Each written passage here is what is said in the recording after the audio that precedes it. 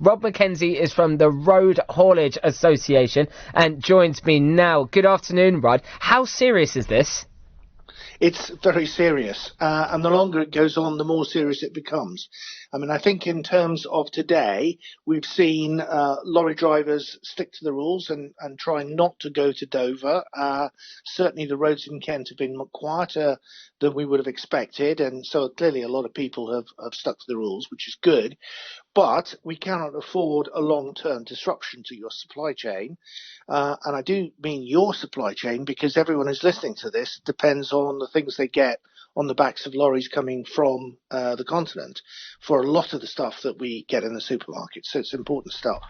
Absolutely. And Rod, can you understand why France and other countries have taken this decision? It's completely illogical and baffling.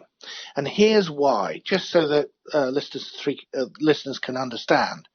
And, you know, the rate of infection among lorry drivers is 2 to 3%.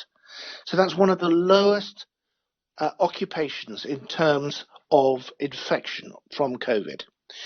Now, think of that, and then think about someone getting on board a plane or a train which is packed with people.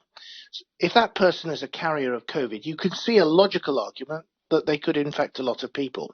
But lorry drivers spend most of their time driving on a road in the cab on their own. They eat on their own and they sleep in the cab on their own. So they don't have interaction with people. Actually, if you make them sit in a traffic jam for hours and hours on end where they have to park up, they're most likely to get out of their cabs and wander around and interact with people, which defeats the whole object of the exercise. So it is illogical